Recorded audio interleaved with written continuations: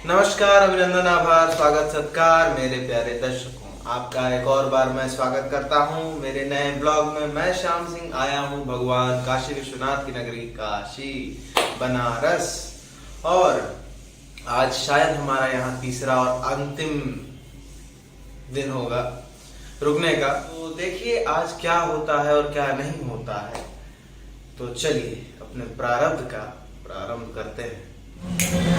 भगवान श्री कृष्ण कहते हैं कि व्यक्ति को अटैचमेंट से डिटैच रहना चाहिए, चाहे किसी भी प्रकार की अटैचमेंट। हमारी माता जी दोनों के दोनों तुरंत निकले घर से और चले भगवान विश्वनाथ के दर्शन करने। हमारा बहुत मन कर रहा था कि प्रभु के दर्शन कर लें, क्योंकि कभी भी ऐसा सौभाग्य नहीं मिला था कि हम एक बार भी अपने होशो हवास में अच्छे से काशी आ जाएं। या तो एक बार बचपन में आए थे डीपीएस का एग्ज़ाम देने, और एग्ज़ाम देने के बहाने सिर्फ दिन भर स्कॉर्पियो में बैठे बैठे बीत गया। एक बार भी कहीं उतरे नहीं। उतरे तो किसी रिश्तेदार के यहाँ आराम करने के लिए रात में रुके, फिर उसके बाद सुबह उठ करके एग्ज़ाम दिए और शाम तक वापस अपने घर चले आए। उसका अफसोस रह गया था। तो इस बार हम सोचे कि अफसोस करने का कोई फ़ायदा है नहीं, भगवान ने बुलाया है तो भगवान को देख के जाना और उनसे मिल के जाना बहुत ज़रूरी है। हम लोग भगवान भोलेनाथ के द्वार पर पहुँचे तो हमें बहुत अच्छे अच्छे दर्शन मिले। वो सामने नंदी जी का पिलर दिखाई दिया, हमें कुछ साधुगण भी दिखे, उनको भी हमने प्रणाम किया। हमें एक तमिल फैमिली मिली जिनको हमने हेल्प किया कि हाँ उन्हें प्योर वेज बिना लहसुन प्याज का उन्हें डोसा मिले। हमने आसपास जाकर के दुकानों में पता भी किया। उसके बाद हमने जब खिचड़ी बाबा के यहाँ जा कर के खिचड़ी खाई तो वो प्रसाद भी ग्रहण करके मन तृप्त हो गया। काशी एक ऐसी नगरी है जहाँ पे मुक्ति मिलती ज़रूर है, चाहे जीते जी मिल जाए चाहे मरने के बाद मिल जाए, चाहे वो मणिकर्णिका घाट पे मिले या चाहे आपको भगवान भोलेनाथ के दर्शन पे मिले।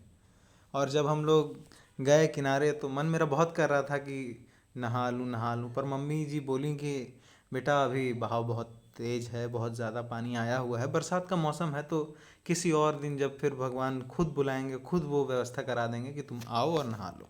मैं भी बस अपने आप को संतोषित कर लिया, माता की आज्ञा को कौन टाल सकता है। पर फिर भी भगवान से वादा रहा कि भगवान आएंगे और आपकी नगरी में आप ही के गंगा जल से नहाएंगे। घाट के किनारे पहुँचे तो बगल में पंडित जी मिले। वो बोले कि आओ बेटा तुमको तिलक कर देते हैं। हम भी उनसे तिलक करवाए, उनका आशीर्वाद लिए, उनको थोड़ा सा दान पुण्य भी किए और गंगा मैया को प्रणाम करके चल दिए। पुराणों में कहा गया है कि जो गंगा नदी से 100 योजन दूर भी हृदय से गंगा गंगा कहेगा उसको सारे पाप धुल जाएंगे। ऐसा भगवान विष्णु का कहना है।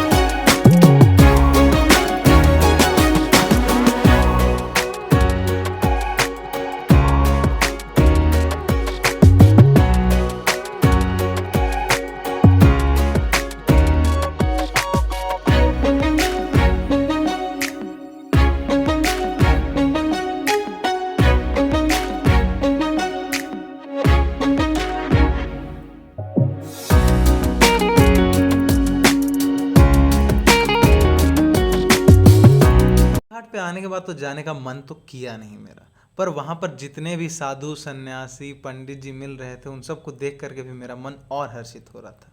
और उससे ज़्यादा हर्षित तो तब हो रहा था जब काशी विश्वनाथ कॉरिडोर का वो जो निर्माण, मैंने 7 साल बाद जो काशी देखी, वो काशी देख करके मेरे को इतनी खुशी हुई कि मैं क्या कहूँ, मैं फूले नहीं समा पा रहा था। हर जगह डेवलपमेंट है और भगवान को बहुत धन्यवाद दे रहा था कि प्रभु देखो तुम्हारी नगरी कितनी सुंदर हो गई, कितनी सभ्य हो गई। प्रभु कृपा है तुम्हारी, तुम्हारा ही आशीर्वाद है और तुम्हारी इच्छा के बिना कुछ हो नहीं रहा है। भगवान काशी विश्वनाथ के दर्शन मिल गए, मन को बड़ी शांति मिली है। मोदी जी का किया हुआ कार्य भी दिख रहा है, बहुत सुंदरीकरण चल रहा है अच्छे से। बाकी अच्छा है, बहुत अच्छा है, हृदय गदगद हो गया।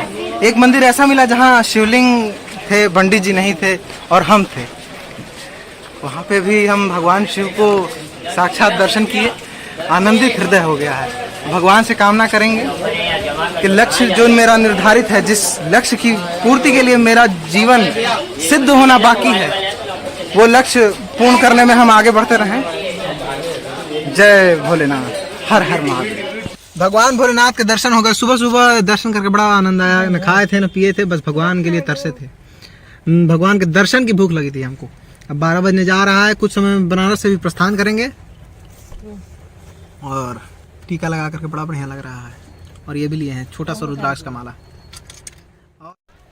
सही कहा है किसी ने कि आप बनारस से निकल जाइए, लेकिन बनारस आपसे नहीं निकल सकता। यहाँ पर हमको आज दिन भर में बहुत सारा ज्ञान मिला। भगवान काशी विश्वनाथ में गए तो हमको ये ज्ञान मिला कि क्रोध को त्याग करके साहसी बनो, क्रोधी मत बनो, परंतु हर अधर्म के खिलाफ खड़े होना जो है, उसके लिए साहस के साथ खड़े हो जाओ। और जो भी कार्य कर रहे हो, छोटा करो बड़ा करो, इतने अच्छे विचार से करो, इतनी शुद्धता से करो, और अपने साहस और पराक्रम की वजह से उसको इस तरह से करो कि तुम चले जाओ और उस कार्य की कीर्ति की वजह से तुम्हारा नाम पूरे संसार में फैल जाए। और यहाँ पर बहुत सारे अच्छे अच्छे लोग मिले। यहाँ एक ऑटो वाले मिले जो बोले कि हाँ बेटे, पढ़ने के लिए आए हो तो पढ़ो, ज्ञान अर्जित करने के लिए आए हो तो ज्ञान अर्जित करो। उनका मैंने नंबर नोट किया है। जिस दिन कामयाब बनूंगा उनके पास जाकर के मिलूंगा। और उन्होंने जो मुझे दिव्य ज्ञान दिया है वो आपको बता नहीं सकता मैं क्योंकि वो सिर्फ मुझे याद रखना है। तो उन्होंने जो मुझे दिव्य ज्ञान दिया है, उस ज्ञान के लिए उनका आभार व्यक्त करूंगा जिस दिन कामयाब बन जाऊंगा।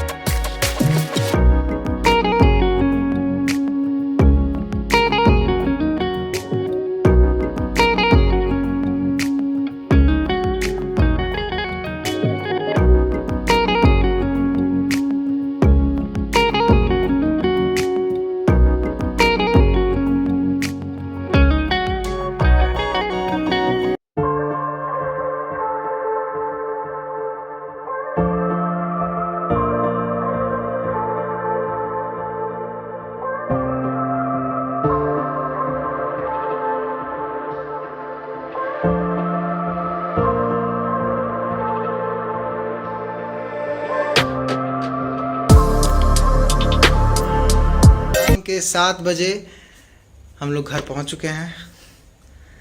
अभी सबको व्यवस्थित करके कुछ क्षणों में आराम की व्यवस्था की जाएगी। खैर, आज के लिए इतना ही। अब मिलते हैं अगले व्लॉग में। अगर आपको कुछ भी पसंद आया तो लाइक कीजिए। आप अपने दोस्तों के साथ या जो भी मेरे हम उम्र वाले लोग दिखते हैं उनके साथ मेरा व्लॉग शेयर कर सकते हैं और सब्सक्राइब कीजिए। बाकी धन्यवाद। जय राम जी की। हर हर महादेव।